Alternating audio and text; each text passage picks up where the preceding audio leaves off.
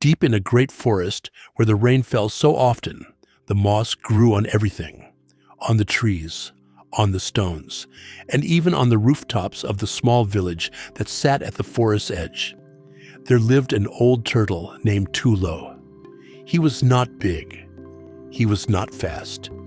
He was not strong. In fact, if you were walking through the forest and Tulo was right there in your path, you might almost step on him before you noticed he was there. That is how small he was. But Tulo had lived long enough to know something that most of the bigger creatures had never learned. That year, the rains did not stop. They fell for days, then weeks. The forest river rose higher and higher until it reached the edge of the village.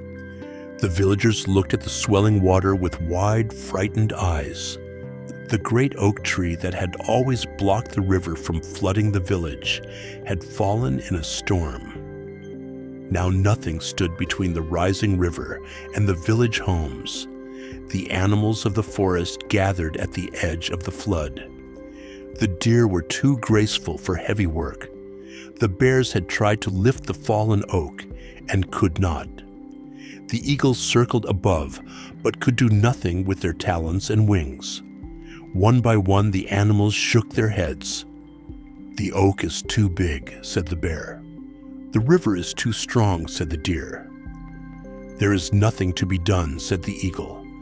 And the village people began to pack their things and prepare to leave their homes forever. That was when Tulo arrived. He walked, slowly, as Tulo always did, to the edge of the river and looked at the fallen oak and the rising water. He looked for a long time. Then he turned and began walking along the riverbank.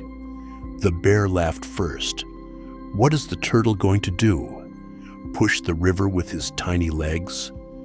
The deer laughed too. The eagle made a sound that might have been a laugh. Even some of the villagers smiled sadly at the tiny old turtle shuffling along the muddy riverbank in the rain. Tulo did not look up. He did not answer. He did not stop.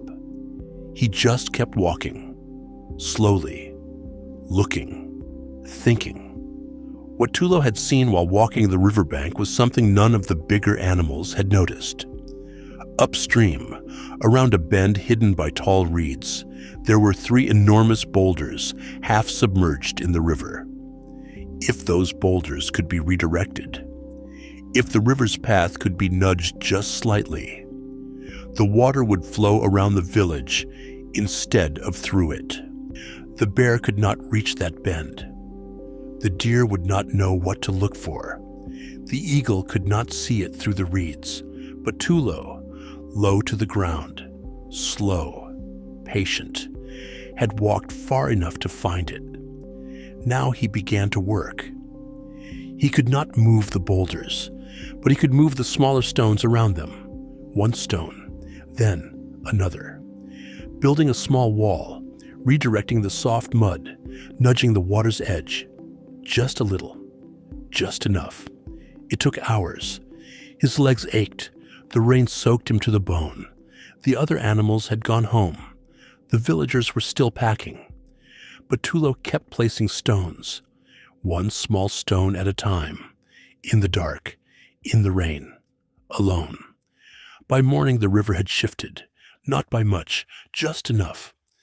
The water that had been rushing toward the village now curved, slowly, quietly, around the line of small stones Tulo had placed, and found a new path through the forest. The village stayed dry. When the villagers came out, at dawn expecting to find their homes flooded, they found instead that the river had turned away from them in the night. They looked upstream trying to understand, and far along the riverbank, in the gray morning mist and rain, they saw a tiny old turtle sitting quietly beside a long line of small stones, wet, exhausted, and completely still. The bear saw it. The deer saw it. The eagle landed and looked, and nobody laughed this time. The bear had tried to move the mountain and failed. Tulo had moved one stone at a time and changed the river. We spent so much time wishing we were bigger, faster, stronger. We look at the problems of the world and we say, I am too small to do anything about this. But greatness has never been about size. It has always been about how far you are willing to walk, to find what others missed, how long you are willing to work when everyone else has gone home, how many small stones you are willing to place in the rain, in the dark, with no one watching. The turtle does not run, but the turtle arrives, and sometimes arriving is everything.